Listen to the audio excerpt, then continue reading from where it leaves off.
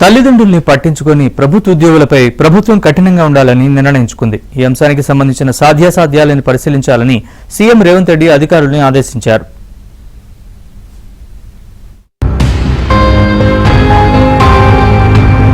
తల్లిదండ్రులు ఎంతో ప్రేమతో పిల్లల్ని పెంచి చదివించి జీవితంలో నిలదొక్కునేలా చేయటమే కాదు, చివరి దశలో వారికి ఆధారం కావాల్సిన పరిస్థితిలో చాలా మంది పిల్లలు తమ బాధ్యతలను విస్మరిస్తున్నారు.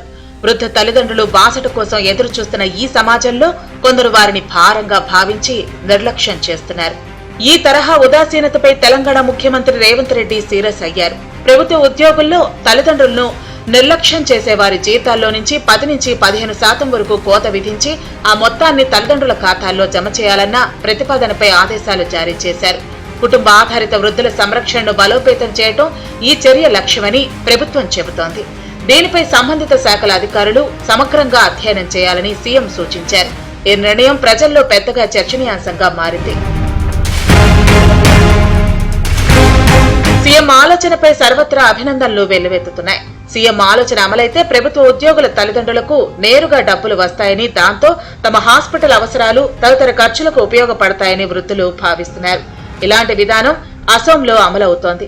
అక్కడి విధానాన్ని అధ్యయనం చేసేందుకు త్వరలోనే నిపుణుల కమిటీ అస్సాం వెళుతున్నట్టు సమాచారం. అస్సాంలో అమలవుతున్న విధానం కంటే మెరుగైన విధానాన్ని రాష్ట్ర ప్రభుత్వం అమలు చేస్తే దేశానికే ఆదర్శంగా ఉంటుందని అధికారులు చెబుతున్నారు. ఇక ప్రభుత్వ ఆలోచనతో వృద్ధాశ్రమాల్లో ఉంటున్న వృద్ధులు తమ సంతోషాన్ని వ్యక్తం చేస్తున్నారు. చేస్తున్న ఆలోచన ఒకటే చెప్తాను, చాలా మంచి బాగా పనిచేస్తున్నాయి. ఉన్నోళ్లకు చాలా సేవ చేస్తున్నారు. చాలా మంచి ప్రభుత్వం. అవకాశం ఉంటే వాళ్ళ ఖర్చులు వెళ్తాయి. కొడుకుల బిడ్డలకి ఇవ్వకుంటే వీళ్ళ చేతికి ఇస్తే వాళ్ళకి ఉన్నన్ని రోజులు ఆ పైసలతో ఏమైనా తెచ్చుకొని చేసి తినగలుగుతాం. ఏదైనా ఉంటే నువ్వే తెచ్చుకో, నాకు వీలు కాదు అని చెప్తున్నావు.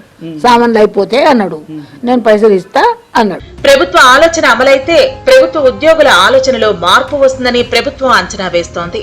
మొత్తానికి ఒక రాజకీయ పార్టీ ఇలాంటి ఆలోచన చేయటం ఆదర్శప్రాయమని ప్రశంసలు వస్తున్నాయి.